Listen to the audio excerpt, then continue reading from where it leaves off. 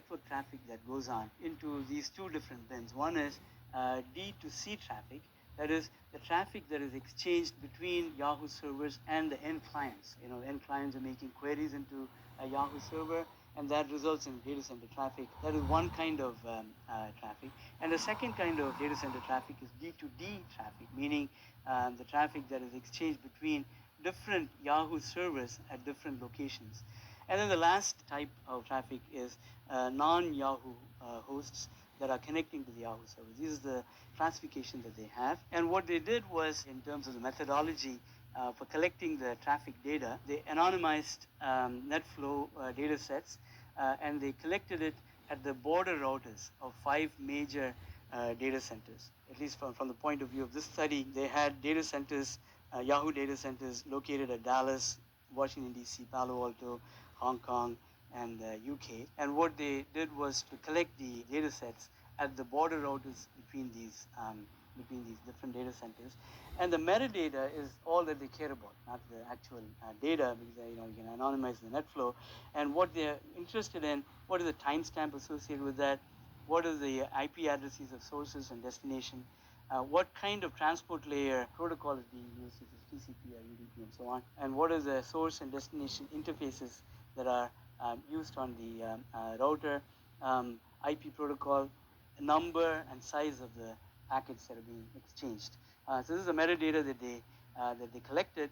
The first thing should come as no big surprise that data centers of a particular service provider like Yahoo, it's hierarchically structured. So there is two types of D2D traffic. It could be triggered because of a client request that requires multiple data centers to collaborate on that.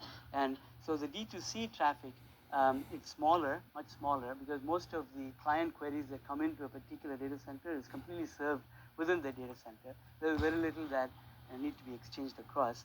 But if they do happen to cross data center boundaries, then there is a high variance in the traffic commensurate with the dynamics of the particular user. On the other hand, there is background traffic that goes on inside a data center, between data centers. And this tends to be the dominant kind of traffic that goes on between data centers. It's seldom that a client-initiated query to a particular, think of it as, you're reading email from Yahoo. You're going to a particular server, there's probably no need for that data center to communicate with other data centers, because it is somehow the user space is carved out so that a particular data center can manage all of the requests that may come in for a particular email client, right? So in that sense, the amount of data center to data center traffic that is triggered by D2C is much smaller. But on the other hand, the background traffic that goes on between data centers is the dominant constituent of the D2D traffic. And this could be, exchange of data sets that are relevant, replicating data sets across these data centers. For instance, if you take something like CNN and you think about the content that CNN is generating, it has to be replicated in several different data centers because of geographical locality of queries that will be coming from different places. So those kinds of traffic tend to dominate in any particular provider, and that's what they found. And there is not much variance in terms of the packet sizes or the packet frequencies in the background traffic. The other thing that is interesting is that there is highly correlated traffic patterns in data centers. That is, if you take, say, the Hong Kong data center, look at the traffic patterns here. Look at the Dallas data center, look at the traffic there. There's a very high correlation. And that's also not very surprising when you think about it, because it's usually replicated services that are running at different data centers, and therefore the traffic patterns tend to be fairly similar.